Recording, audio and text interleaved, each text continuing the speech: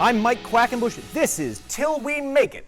And today I want to talk about the use of promos. What is a promo? What's the function of a promotional message? You might think that they only work when used in advance because a promotional message or marketing message is meant to drive sales. Sales of tickets, subscriptions, buys. We're trying to compel someone to pay attention. And a promo serves a different purpose than a vignette, a slice of life video. A vignette is meant to develop just one character, but a promotional message should enhance two characters. Both the protagonist and the antagonist in any given story need to have value added to them by the promotional message. You might be on your way to a live event tonight wondering whether or not you should make time to prepare a promo, just in case. And I understand there's an argument against. That argument would say by the time the live event has begun, all the promos, all the promotional messages need to be out. They need to have already done their work and compelled the audience to buy their tickets, subscribe to the stream, buy it, whatever the thing might be, and drive their eyeballs to the live event. But this would be a very short video if I wasn't here to represent a different point of view, a counter-argument. I think you should always prepare a promo when you're on your way to a live show, and here's why. On the day of a live event, there's all manner of things which can go wrong.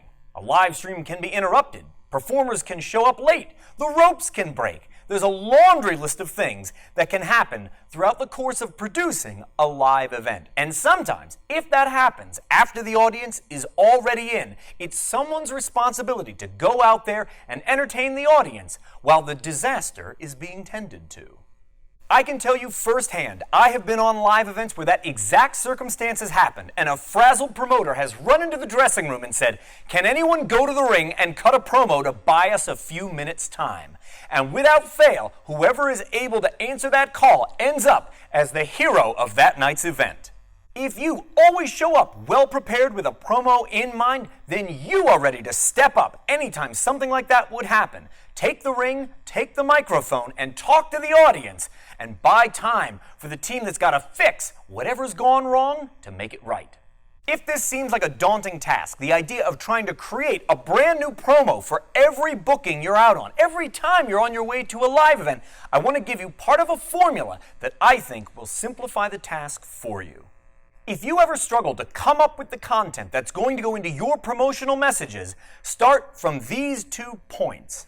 Number 1, make sure your promo puts value on you. What is it that makes your character special? What is it that makes your character unique? Make sure you say that in the promo and make a point of saying it in every promo you cut for the rest of your career. Every time you do this, you reinforce the value of your own character. And in a crowded marketplace like today's wrestling scene, you can't possibly elucidate upon your own value enough. The second starting point is one that I sometimes hear done incorrectly. And let me be the first to tell you, if you've never heard it before, the idea of tearing your opponent down, because promos are meant to be trash talk, is a fallacy. Don't make the rookie mistake of tearing your opponent down in a promo, for this very simple reason. If the person you are going to the ring to wrestle is an absolute 0, and they beat you, you were just beaten by a 0. And if you go to the ring to wrestle someone who's an absolute 0 and you beat them, who did you really beat? I'm not interested in a character that's an absolute 0, and there shouldn't be characters like that in professional wrestling. So make sure you know something about your opponent, about the other character, and talk about what their value might be. And if you find yourself in that rare predicament where you don't know what their value is, you might have to make it up. I am certain someone watching right now is shaking their head and saying, I can't just assign some value to a person I've never met. I can't say that they are fast. I can't say that they are strong. I can't say that they are capable. And I'm here to tell you, yes, you can. And don't make the mistake of thinking this is an obstacle you will later have to course correct for. Assigning new value to characters is a wonderful gift, and it's incumbent on the other person to take whatever that thing might be and then make good on that promise when they get in the ring. If you say in your promotional message that the person you are wrestling tonight is an exceptionally capable counter wrestler, well, guess what? When that match takes the ring, they are going to have to counter a few moves to fulfill that promise. Even if they are counters you end up teaching them. I do understand why some people feel like the value of a promotional message ends once the live event begins, but I want to offer you an alternative point of view about attention. Since the mobile revolution began and we all have supercomputers in our pockets, people's attention spans have been shrinking year over year, and there's all kinds of research studies that prove this phenomenon. In fact, just 3 years ago, a study was done that estimates the average human's attention span is now shorter than the attention span of a goldfish. So while some people might believe that once a live event has begun, all the promotional messages have used up their value, I would argue opposite that. During the course of a live event, a well-crafted promotional message compels the audience to keep paying attention until the conclusion of the night's events. Likewise, I have had some performers tell me that once the audience is in, of course we have their attention. They paid money, they bought a ticket, they're sitting there watching. And all you need to think about is this. Have you ever looked out into the audience and seen a member of the crowd looking at their phone? If you have seen this even once while you've been on stage, then you know keeping the audience's attention is not as easy as, well, they already bought their ticket.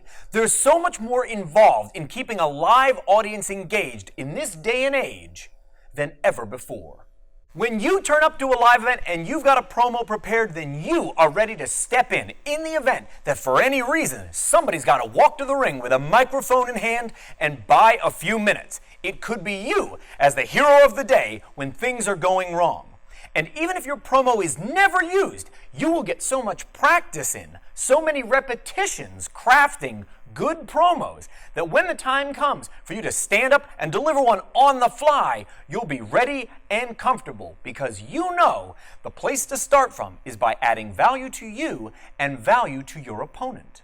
There is more to my recipe on constructing promotional messages in my book, 7 Keys to Becoming a Better Performer. And if a further exploration of that as a concept is something that would benefit you, by all means, grab a copy from Amazon.com. They'll print one up and ship it right to you. Or listen to the audiobook. It's available right now over at Audible.com. Should you always have a promo prepared when heading to a live event? I think the answer is yes. It's good practice, good repetition, and it's going to make you a better prepared performer. I'm Mike Quackenbush. This is Till We Make It. You keep being awesome, I'll keep making the videos, and we'll keep faking it.